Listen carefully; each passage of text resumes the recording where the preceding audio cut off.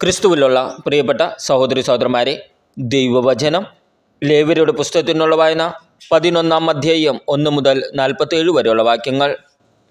ശുദ്ധവും അശുദ്ധവുമായ ജീവികൾ. കർത്താവ് മോശയോടും അഹരോനോടും അരുളി ചെയ്തു, ഇസ്രായേൽ ജനത്തോട് പറയുക, ഭൂമുഖത്തെ മൃഗങ്ങളിൽ നിങ്ങൾക്ക് ഭക്ഷിക്കാനാവുന്നവ ഇവയാണ്.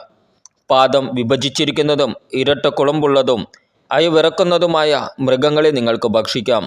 എന്നാൽ അയവിറക്കുന്നതോ ഇരട്ടക്കൊമ്പുള്ളതോ ആയ മൃഗങ്ങളിൽ ഇവയെ നിങ്ങൾ ഭക്ഷിക്കരുത്. ഒട്ടകം അയവിറക്കുന്നതെങ്കിലും അത് ഇരട്ടക്കൊമ്പുള്ളതല്ല, അത് നിങ്ങൾക്ക് അശുദ്ധമാണ്. കുഴിമുയൽ അയവിറക്കുന്നതെങ്കിലും അത് ഇരട്ടക്കൊമ്പുള്ളതല്ല, അത് നിങ്ങൾക്ക് അശുദ്ധമാണ്. മുയൽ അയവിറക്കുന്നതെങ്കിലും അത് ഇരട്ടക്കൊമ്പുള്ളതല്ല, അത് നിങ്ങൾക്ക് ശുദ്ധമാണ്. പന്നി ഇരട്ടക്കൊമ്പുള്ളതെങ്കിലും അത് അയവിറക്കുന്നില്ല, അത് നിങ്ങൾക്ക് അശുദ്ധമാണ്. ഇവയുടെ മാംസം നിങ്ങൾ ഭക്ഷിക്കരുത്, പിണ്ഡം തൊടുകയും അരുത്, ഇവ നിങ്ങൾക്ക് അശുദ്ധമാണ്. ജലജീവികളിൽ നിങ്ങൾക്ക് ഭക്ഷിക്കാനാവുന്ന ഇവയാണ്. കടലിലും നദിയിലും ജീവിക്കുന്ന ചിറകുള്ളതും ചിറകും ചെതുമ്പലും ഉള്ളവയെല്ലാം നിങ്ങൾക്ക് ഭക്ഷിക്കാം. എന്നാൽ കടലിലും നദികളിലും പറ്റം ചേർന്ന് ചരിക്കുന്നവയും അല്ലാത്തവുമായ ജലജീവികളിൽ ചിറകും ചെതുമ്പലുമില്ലാത്തവ നിങ്ങൾക്ക് നിന്ദ്യമായിരിക്കട്ടെ, അവ നിങ്ങൾക്ക് നിന്ദ്യമായിരിക്കണം. അവയുടെ മാംസം നിങ്ങൾ ഭക്ഷിക്കരുത്, അവയുടെ പിണ്ഡം നിങ്ങൾക്ക് നിന്ദ്യമായിരിക്കട്ടെ. ചിറകും ചെതുമ്പലുമില്ലാത്ത ജലജീവികളെല്ലാം നിങ്ങൾക്ക് നിന്ദ്യമായിരിക്കണം. പക്ഷികളിൽ നിങ്ങൾക്ക് നിന്ദ്യമായിരിക്കേണ്ടവ ഇവയാണ്. ഇവ നിങ്ങൾ ഭക്ഷിക്കരുത്, ഇവയെല്ലാം നിന്ദ്യമാണ്. എല്ലാ തരത്തിലും പെട്ട കഴുകൻ, ചെമ്പരുന്ത്, കരിമ്പരുന്ത്, പരുന്ത്, പ്രാപ്പിടിയൻ, കാക്ക, ഒട്ടകപക്ഷി, രാനത്ത്, കടൽപ്പാത്ത, ചെങ്ങാലിപ്പരുന്ത്, മൂങ്ങ, നീർക്കാക്ക, കൂമൻ, അരയണം, ഞാരപ്പക്ഷി, കരിങ്കഴുകൻ, കൊക്ക്, എരണ്ട, കാട്ടുകോഴി, നരിച്ചീർ. ചിറകുള്ള കീടങ്ങളിൽ 4 കാലിൽ ചരിക്കുന്നവയെല്ലാം നിന്ദ്യമാണ്. എന്നാൽ ചിറകും 4 കാലുമുള്ള കീടങ്ങളിൽ നിലത്ത് കുതിച്ചു ചാടുന്നവയെ ഭക്ഷിക്കാം. അവയിൽ വെട്ടുകിളി, പച്ചക്കുതിര, വണ്ട്, വീട്ടിൽ ഇവയുടെ എല്ലാ വർഗങ്ങളും നിങ്ങൾക്ക് ഭക്ഷിക്കാം. എന്നാൽ 4 കാലുകളും ചിറകുമുള്ള മറ്റെല്ലാ കീടങ്ങളും നിങ്ങൾക്ക് നിന്ദ്യമാണ്. ഇവ നിങ്ങളെ അശുദ്ധരാക്കും. ഇവയുടെ പിണ്ഡം സ്പർശിക്കുന്നവൻ വൈകുന്നേരം വരെ അശുദ്ധനായിരിക്കും. ഇവയുടെ പിണ്ഡം വഹിക്കുന്നവൻ തൻ്റെ വസ്ത്രം കഴുകട്ടെ, അവൻ വൈകുന്നേരം വരെ അശുദ്ധനായിരിക്കും. പാദം വിഭക്തമെന്നെങ്കിലും ഇരട്ടക്കൊമ്പില്ലാത്തതും അയവിറക്കതുമായ സകല മൃഗങ്ങളും നിങ്ങൾക്ക് അശുദ്ധമാണ്. അവയെ സ്പർശിക്കുന്നവരും അശുദ്ധമായിരിക്കും. 4 കാലുകളിൽ നഖമുള്ള പാദങ്ങളോട് കൂടിയവ നിങ്ങൾക്ക് അശുദ്ധമാണ്. അവയുടെ പിണ്ഡം സ്പർശിക്കുന്നവൻ വൈകുന്നേരം വരെ അശുദ്ധനായിരിക്കും. അവയുടെ പിണ്ഡം വഹിക്കുന്നവൻ തൻ്റെ വസ്ത്രം കഴുകണം, വൈകുന്നേരം വരെ അവൻ അശുദ്ധനായിരിക്കും. അവ നിങ്ങൾക്ക് അശുദ്ധമാണ്. ഭൂമിയിലെ ഇഴജന്തുക്കളിൽ നിങ്ങൾക്ക് അശുദ്ധമായവ കീരി, എലി, വിവിധതരം ഉടുമ്പുകൾ, പല്ലി, ചുമർപല്ലി, മണൽപ്പല്ലി, അരണ, ഓന്ത് എന്നിവയാണ്. ഇഴജന്തുക്കളിൽ അശുദ്ധമായ ഇവയുടെ പിണ്ഡം സ്പർശിക്കുന്നവൻ വൈകുന്നേരം വരെ അശുദ്ധനായിരിക്കും. ഇവയുടെ പിണ്ഡം ഏതെങ്കിലും വസ്തുവിന്മേൽ വീണാൽ അതും അശുദ്ധമാകും. അത് മരം കൊണ്ടുണ്ടാക്കിയ ഉപകരണമോ വസ്ത്രമോ തോലോ ചാക്കോ ഉപയോഗയോഗ്യമായ ഏതെങ്കിലും പാത്രമോ ആകട്ടെ, അത് വെള്ളത്തിലിടണം. വൈകുന്നേരം വരെ അത് അശുദ്ധമായിരിക്കും, അനന്തരം ശുദ്ധമാകും. പിണ്ഡം മൺപാത്രത്തിൽ വീണാൽ അതിലുള്ളവയും അശുദ്ധമായി തീരും, അത് ഉടച്ചു കളയണം. അതിലെ വെള്ളം ഏതെങ്കിലും ഭക്ഷണ പദാർത്ഥത്തിൽ വീണാൽ അത് അശുദ്ധമാകും, അതിലുള്ള ഏത് പാനീയവും അശുദ്ധമായിരിക്കും. പിണ്ഡത്തിൻ്റെ അംശം എന്തിലെങ്കിലും വീണാൽ അത് അശുദ്ധമാകും. അടുപ്പോ അഗ്നികലശമോ ആകട്ടെ, അത് ഉടച്ചു കളയണം, അത് അശുദ്ധമാണ്. അശുദ്ധമായി നിങ്ങൾ കരുതുകയും വേണം. പിണ്ഡം സ്പർശിക്കുന്ന എന്തും അശുദ്ധമാകുമെങ്കിലും ജലസമൃദ്ധമായ അരുവികൾക്കും ഉറവകൾക്കും അത് ബാധകമല്ല. വിതയ്ക്കാനുള്ള വിത്തിൽ പിണ്ഡത്തിൻ്റെ അംശം വീണാലും അത് ശുദ്ധമായിരിക്കും. എന്നാൽ നനച്ച വിത്തിൽ പിണ്ഡത്തിൻ്റെ അംശം വീണാൽ അത് നിങ്ങൾക്ക് അശുദ്ധമായിരിക്കും. മൃഗം നിങ്ങൾക്ക് ഭക്ഷിക്കാവുന്നതാണെങ്കിലും ചത്തുപോയാൽ അതിൻ്റെ പിണ്ഡം സ്പർശിക്കുന്നവൻ വൈകുന്നേരം വരെ അശുദ്ധനായിരിക്കും. അതിൻ്റെ മാംസം ഭക്ഷിക്കുന്നവൻ തൻ്റെ വസ്ത്രം കഴുകണം, അവൻ വൈകുന്നേരം വരെ അശുദ്ധനായിരിക്കും. അത് വഹിക്കുന്നവനും തൻ്റെ വസ്ത്രം കഴുകണം, അവനും വൈകുന്നേരം വരെ അശുദ്ധനായിരിക്കും. ഇഴജന്തുക്കളെല്ലാം നിന്ദ്യമാണ്, അവയെ ഭക്ഷിക്കരുത്. ഉരസുകൊണ്ടോ 4 അതിൽ കൂടുതലോ കാലുകൾ കൊണ്ടോ ഇഴയുന്ന ജന്തുക്കളെ നിങ്ങൾ ഭക്ഷിക്കരുത്, അവ നിന്ദ്യമാണ്. ഇഴജന്തുക്കൾ നിമിത്തം നിങ്ങൾ അശുദ്ധരാകരുത്. അശുദ്ധരാകാതിരിക്കാൻ അവ കൊണ്ടുള്ള മാലിന്യത്തിൽ നിന്ന് അകലുവിൻ. ഞാൻ നിങ്ങളുടെ ദൈവമായ കർത്താവാകുന്നു. നിങ്ങൾ നിങ്ങളെ തന്നെ വിശുദ്ധീകരിക്കുകയും പരിശുദ്ധരായിരിക്കുകയും ചെയ്യുവിൻ, കാരണം ഞാൻ പരിശുദ്ധനാകുന്നു. ഭൂമിയിലെ ഇഴജന്തുക്കൾ നിമിത്തം നിങ്ങൾ മലിനരാകരുത്. നിങ്ങളുടെ ദൈവമായിരിക്കേണ്ടതിന് ഈജിപ്തിൽ നിന്ന് നിങ്ങളെ ആനയിച്ച കർത്താവ് ഞാനാകുന്നു. നിങ്ങൾ പരിശുദ്ധരായിരിക്കുവിൻ, എന്തെന്നാൽ ഞാൻ പരിശുദ്ധനാണ്. പക്ഷികൾ, മൃഗങ്ങൾ, ജലജീവികൾ, ഭൂമിയിലെ ഇഴജന്തുക്കൾ എന്നിവയെ സംബന്ധിച്ചുള്ള നിയമമാണിത്. ജീവികളെ ശുദ്ധിയുള്ളവയും ശുദ്ധിയില്ലാത്തവയും ഭക്ഷിക്കാവുന്നവയെയും ഭക്ഷിക്കരുതാത്തവയും തമ്മിൽ വേർതിരിക്കാനാണിത്. ലേവ്യരുടെ പുസ്തകത്തിനുള്ള വായന 12-ാം അധ്യായം 1 മുതൽ 8 വരെയുള്ള വാക്യങ്ങൾ. മാതാക്കളുടെ ശുദ്ധീകരണം. കർത്താവ് മോശയോട് അരുളി ചെയ്തു, ഇസ്രായേൽ ജനത്തോട് പറയുക, ഗർഭം ധരിച്ച് ആൺകുഞ്ഞിന് പ്രസവിക്കുന്ന സ്ത്രീ ഋതുകാലത്തെന്ന പോലെ 7 ദിവസത്തേക്ക് അശുദ്ധിയായിരിക്കും. 8-ാം ദിവസം കുട്ടിയെ പരിച്ഛേദനം ചെയ്യണം. പിന്നെ രക്തത്തിൽ നിന്നുള്ള ശുദ്ധീകരണത്തിനായി അവൾ 33 ദിവസം കാത്തിരിക്കണം. ശുദ്ധീകരണ ദിവസങ്ങൾ കഴിയുന്നതുവരെ വിശുദ്ധ വസ്തുക്കൾ സ്പർശിക്കുകയോ വിശുദ്ധ സ്ഥലത്ത് പ്രവേശിക്കുകയോ അരുത്. എന്നാൽ പെൺകുഞ്ഞിനെയാണ് പ്രസവിക്കുന്നതെങ്കിൽ ഋതുകാലത്തെന്ന പോലെ 2 ആഴ്ചത്തേക്ക് അവൾ അശുദ്ധിയായിരിക്കും. രക്തത്തിൽ നിന്നുള്ള ശുദ്ധീകരണത്തിനായി 66 ദിവസം കാത്തിരിക്കണം. കുഞ്ഞ് ആണോ പെണ്ണോ ആകട്ടെ, ശുദ്ധീകരണത്തിൻ്റെ ദിനങ്ങൾ പൂർത്തിയാകുമ്പോൾ അവൾ കുഞ്ഞിനു വേണ്ടി 1 വയസ്സുള്ള ഒരു ആട്ടിൻകുട്ടിയെ ദഹനബലിക്കായും 1 ചെങ്ങാലിയോ പ്രാവൻ കുഞ്ഞിനെയോ പാപപരിഹാര ബലിക്കായും സമാഗമ കൂടാരത്തിൻ്റെ വാതിൽക്കൽ പുരോഹിതൻ്റെ മുമ്പിൽ കൊണ്ടുവരണം. അവൻ അവയെ കർത്താവിൻ്റെ സന്നിധിയിൽ അർപ്പിച്ച് അവൾക്ക് വേണ്ടി പാപപരിഹാരം ചെയ്യണം. അപ്പോൾ രക്തസ്രാവത്തിൽ നിന്ന് അവൾ ശുദ്ധിയാകും. ഇതാണ് ആൺകുഞ്ഞിനെയോ പെൺകുഞ്ഞിനെയോ പ്രസവിക്കുന്ന സ്ത്രീക്കുള്ള നിയമം. ആട്ടിൻകുട്ടിയെ സമർപ്പിക്കാൻ അവൾക്ക് കഴിവില്ലെങ്കിൽ 2 ചെങ്ങാലികളെയോ 2 പ്രാവിൻ കുഞ്ഞുങ്ങളെയോ കൊണ്ടുവരട്ടെ. ഒന്ന് ദഹനബലിക്കും മറ്റേത് പാപപരിഹാര ബലിക്കും. പുരോഹിതൻ അവൾക്ക് വേണ്ടി പാപപരിഹാരം ചെയ്യണം. അപ്പോൾ അവൾ ശുദ്ധയാകും. ലേവ്യരുടെ പുസ്തകത്തിനുള്ള വായന 13-ാം അധ്യായം 1 മുതൽ 59 വരെയുള്ള വാക്യങ്ങൾ. ത്വഗ്രോഗങ്ങൾ. കർത്താവ് മോശയോടും അഹ്റോനോടും അരുളി ചെയ്തു, ഒരാളുടെ ശരീരത്തിൽ തടിപ്പോ പരിപ്പോ പാണ്ടോ ഉണ്ടാവുകയും അത് കുഷ്ഠമായി തോന്നുകയും ചെയ്താൽ പുരോഹിതനായ അഹ്റോൻ്റെയും അവൻ്റെ പുത്രന്മാരായ പുരോഹിതന്മാരിൽ ഒരുവൻ്റെയോ അടുക്കൽ അവനെ കൊണ്ടുപോകണം. പുരോഹിതൻ രോഗബാധിതമായ ശരീരഭാഗം പരിശോധിക്കണം. അവിടെയുള്ള രോമം വെളുത്തതും അവിടെ ചുറ്റുമുള്ള ഭാഗത്തേക്കാൾ കുഴിഞ്ഞതുമാണെങ്കിൽ അത് കുഷ്ഠമാണ്. പരിശോധനയ്ക്ക് ശേഷം അവൻ ശുദ്ധനാണെന്ന് പുരോഹിതൻ പ്രഖ്യാപിക്കണം.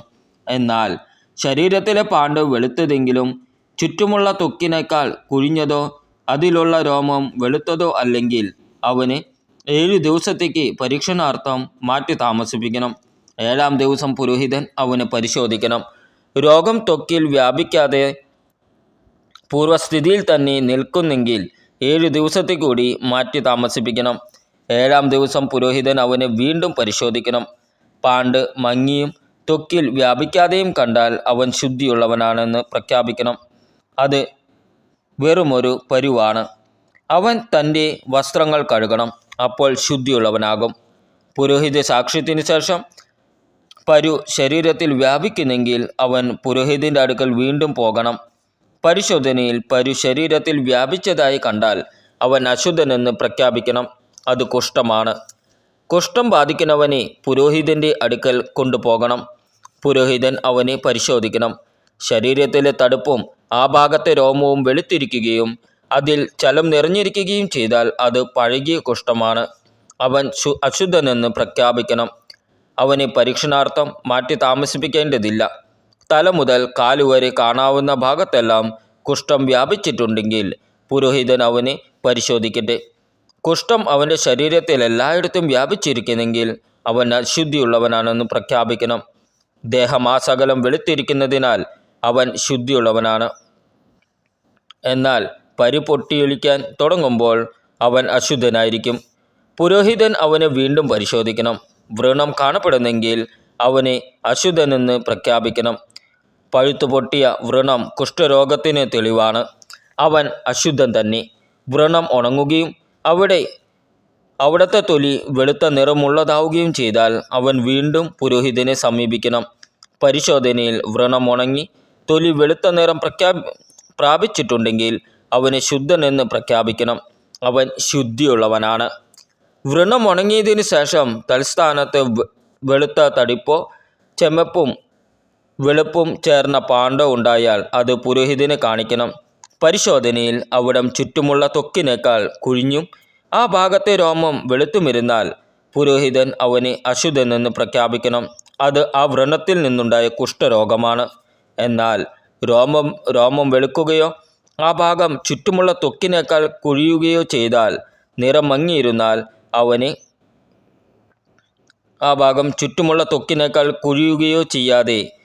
മങ്ങിയിരുന്നാൽ അവനെ പരീക്ഷണാർത്ഥം 7 ദിവസത്തേക്ക് മാറ്റി താമസിപ്പിക്കണം. പാണ്ട് ശരീരത്തിൽ വ്യാപിച്ചിട്ടുണ്ടെങ്കിൽ പുരോഹിതൻ അവനെ അശുദ്ധനെന്ന് പ്രഖ്യാപിക്കണം. അവൻ രോഗബാധിതനാണ്. എന്നാൽ ശരീരത്തിൽ വ്യാപിക്കാതെ പൂർവ്വസ്ഥിതിയിൽ തുടരുന്നെങ്കിൽ അത് വ്രണത്തിൻ്റെ പാട് മാത്രമാണ്. പുരോഹിതൻ അവനെ ശുദ്ധനെന്ന് പ്രഖ്യാപിക്കണം. ശരീരത്തിൽ പൊള്ളലേൽക്കുകയും ആ ഭാഗത്തെ മാംസം വെളുത്തോ അരണ്ടു ചെമ്മന്നോ ഇരിക്കുകയും ചെയ്താൽ പുരോഹിതൻ അത് പരിശോധിക്കണം. ആ ഭാഗത്തെ രോമം വെളുത്തും അവിടെ ചുറ്റുമുള്ള ത്വക്കിനേക്കാൾ കുഴിഞ്ഞുമാണെങ്കിൽ അത് പൊള്ളലിൽ നിന്നുണ്ടായ കുഷ്ഠമാണ്. അവനെ അശുദ്ധനായി പ്രഖ്യാപിക്കണം. അത് കുഷ്ഠം തന്നെ. എന്നാൽ രോമം വെളുക്കുകയോ അവിടെ ചുറ്റുമുള്ള ത്വക്കിനേക്കാൾ കുഴിയുകയോ ചെയ്യാതെ നിറം മങ്ങിയിരുന്നാൽ പുരോഹിതൻ അവനെ 7 ദിവസത്തേക്ക് പരീക്ഷണാർത്ഥം മാറ്റി താമസിപ്പിക്കണം. 7-ാം ദിവസം അവനെ പരിശോധിക്കണം. അത് ശരീരത്തിൽ വ്യാപിച്ചിട്ടുണ്ടെങ്കിൽ അവനെ അശുദ്ധനായി പ്രഖ്യാപിക്കണം. അത് കുഷ്ഠരോഗമാണ്. എന്നാൽ പാണ്ട് ശരീരത്തിൽ വ്യാപിക്കാതെ അതേ സ്ഥാനത്ത് മാത്രം മങ്ങിയിരുന്നാൽ അത് പൊള്ളലിൽ നിന്നുണ്ടായ തടിപ്പാണ്. പുരോഹിതൻ അവനെ ശുദ്ധനായി പ്രഖ്യാപിക്കണം. ഒരു പുരുഷൻ്റെയോ സ്ത്രീയുടെയോ തലയിലോ താടിയിലോ വ്രണമുണ്ടായാൽ പുരോഹിതൻ അത് പരിശോധിക്കണം. അവിടം ചുറ്റുമുള്ള ത്വക്കിനേക്കാൾ കുഴിഞ്ഞതും അതിലെ രോമം നേർത്തും മഞ്ഞ നിറത്തിലുള്ളതുമാണെങ്കിൽ അവനെ അശുദ്ധനായി പ്രഖ്യാപിക്കണം. അത് ചിരങ്ങാണ്. തലയിലെയോ താടിയിലെയോ കുഷ്ഠം. പുരോഹിതൻ ചിരങ്ങുള്ളിടം പരിശോധിക്കുമ്പോൾ അവിടം ചുറ്റുമുള്ള ത്വക്കിനേക്കാൾ കുഴിയാതെയും അതിൽ കറുത്ത രോമമില്ലാതെയും കണ്ടാൽ അവന് 7 ദിവസത്തേക്ക് പരീക്ഷണാർത്ഥം മാറ്റി താമസിപ്പിക്കണം. 7-ാം ദിവസം വീണ്ടും പരിശോധിക്കട്ടെ. ചിരങ്ങ് വ്യാപിക്കുകയും ത്വക്ക് കുഴിയുകയും രോമം മഞ്ഞയ്ക്കുകയും ചെയ്തിട്ടില്ലെങ്കിൽ അവന് ക്ഷൗരം ചെയ്യണം. ചിരങ്ങുള്ള ഭാഗം ക്ഷൗരം ചെയ്യരുത്. അവനെ 7 ദിവസത്തേക്ക് കൂടി പരീക്ഷണാർത്ഥം മാറ്റി താമസിപ്പിക്കണം. 7-ാം ദിവസം പരിശോധിക്കുമ്പോൾ ചിരങ്ങ് ത്വക്കിൽ വ്യാപിക്കുകയോ അവിടം കുഴിയുകയോ ചെയ്തിട്ടില്ലെങ്കിൽ അവനെ ശുദ്ധനായി പ്രഖ്യാപിക്കണം. അവൻ തൻ്റെ വസ്ത്രങ്ങൾ കഴുകി ശുദ്ധനാകട്ടെ. എന്നാൽ ശുദ്ധീകരണത്തിന് ശേഷം ചിരങ്ങ് പടരുകയാണെങ്കിൽ പുരോഹിതൻ അവനെ പരിശോധിക്കണം. ചിരങ്ങ് പടർന്നിട്ടുണ്ടെങ്കിൽ മഞ്ഞ രോമമുണ്ടോ എന്ന് നോക്കേണ്ടതില്ല. അവൻ അശുദ്ധനാണ്.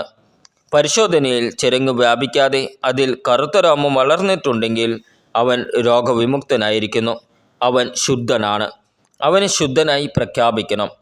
ഒരു പുരുഷനോ സ്ത്രീക്കോ ശരീരത്തിൽ എവിടെയെങ്കിലും വെളുത്ത പാടുണ്ടായാൽ പുരോഹിതൻ അത് പരിശോധിക്കണം. പാണ്ടിനു മങ്ങിയ വെള്ള നിറമാണെങ്കിൽ അത് ത്വക്കിനുണ്ടാകുന്ന ചുണങ്ങാണ്. അവൻ ശുദ്ധിയുള്ളവനാണ്. തലയിൽ നിന്ന് മുടി കൊഴിഞ്ഞു പോയിട്ടുള്ളവൻ കഷണ്ടിയാണ്. പക്ഷേ അവൻ ശുദ്ധനാണ്. തലയുടെ മുൻഭാഗത്ത് നിന്ന് മുടി കൊഴിഞ്ഞു പോയിട്ടുള്ളവൻ നെറ്റി കഷണ്ടിയാണ്. അവൻ ശുദ്ധനാണ്. എന്നാൽ തലയിൽ കഷണ്ടിയുള്ള ഭാഗത്ത് ചെമ്മപ്പ് കലർന്ന വെളുത്ത പാടുണ്ടെങ്കിൽ അത് കഷണ്ടി തലയിലുണ്ടാകുന്ന കുഷ്ഠമാണ്. പുരോഹിതൻ അവനെ പരിശോധിക്കണം. തടിപ്പ് ശരീരത്തിൽ കാണുന്നത് പോലെ ചെമ്മപ്പ് കലർന്ന വെള്ള നിറമുള്ളതാണെങ്കിൽ അവൻ കുഷ്ഠരോഗിയും അശുദ്ധനുമാണ്. അവനെ അശുദ്ധനെന്ന് പ്രഖ്യാപിക്കണം. കുഷ്ഠമുള്ളവൻ കീറിയ വസ്ത്രം ധരിക്കുകയും മുടി ചീകാതിരിക്കുകയും മേൽചുണ്ട് തുണി കൊണ്ട് മറയ്ക്കുകയും അശുദ്ധൻ അശുദ്ധൻ എന്ന് വിളിച്ചു പറയുകയും വേണം. രോഗമുള്ള കാലമെല്ലാം അവൻ അശുദ്ധനാണ്. അവൻ പാളയത്തിനു വെളിയിൽ ഒരു പാർപ്പിടത്തിൽ ഏകനായി വസിക്കണം. വസ്ത്രശുദ്ധി.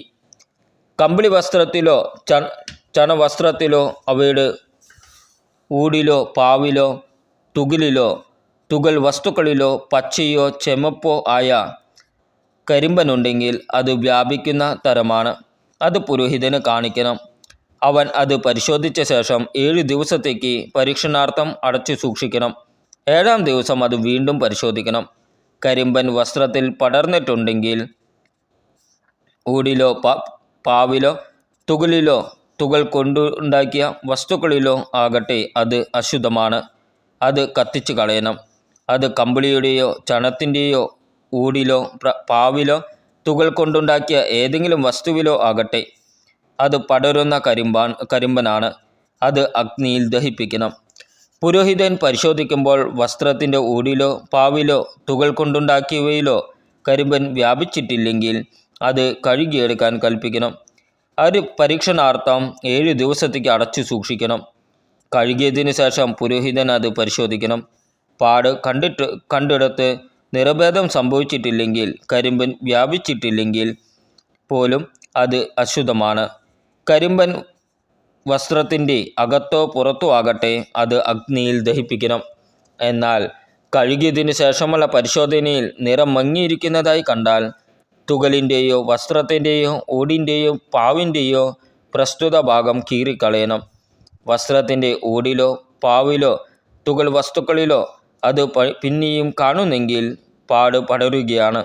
ആ വസ്തു ദഹിപ്പിച്ച് കളയണം. എന്നാൽ കഴുകിയതിന് ശേഷം വസ്ത്രത്തിൻ്റെ ഊടിൽ നിന്നോ പാവിൽ നിന്നോ തുകൽ കൊണ്ടുണ്ടാക്കിയ വസ്തുവിൽ നിന്നോ അടയാളം അപ്രത്യക്ഷമാകുന്നെങ്കിൽ വീണ്ടും കഴുകണം. അപ്പോൾ അത് ശുദ്ധമാകും.